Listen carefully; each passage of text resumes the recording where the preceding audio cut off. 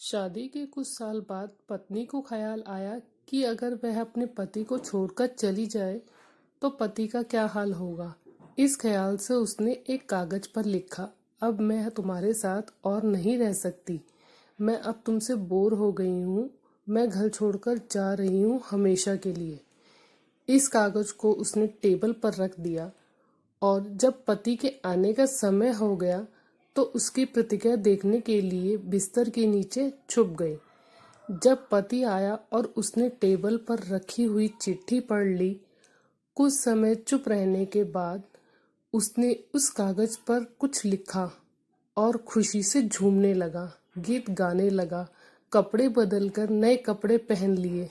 फिर उसने अपने फ़ोन से किसी को फ़ोन लगाया और कहा, आज से मैं आज़ाद हो गया हूँ।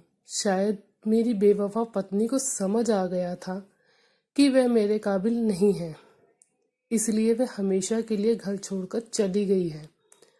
अब मैं स्वतंत्र हूँ।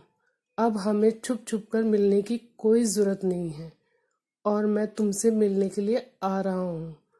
तुम भी तैयार होकर मेरे घर के सामने वाले पार्क में आ जाओ। ये कहते कहते पति घर से बाहर निकल गया। पत्नी बिस्तर के नीचे से बाहर निकल आई और उसकी आंखें आंसू से भरी हुई थी।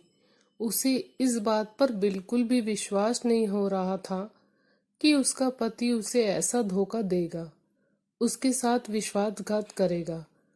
उसने अपनी लिखी हुई चिट्ठी उठाई जिसमें पति ने भी कुछ लिखा था और यह पढ़ने के बाद उसके चेहरे का भाव पूरी तरह बदल गया और अब उसकी आंखों में खुशी के आंसू थे।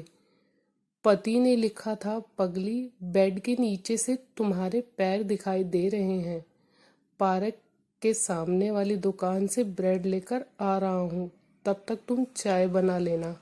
और हाँ, तुम मेरी जिंदगी हो और मेरी जिंदगी में खुशियाँ तुम्हारे आने से है, आधी तुम्हें सताने से और आधी तुम्हें मनाने से है। और मैं तुमसे बहुत प्यार करता हूँ। अगर सचमुच तुम मुझसे बिछड़ गई तो मैं जीते जी मर जाऊंगा। आई लव यू मेरी प्यारी पत्नी।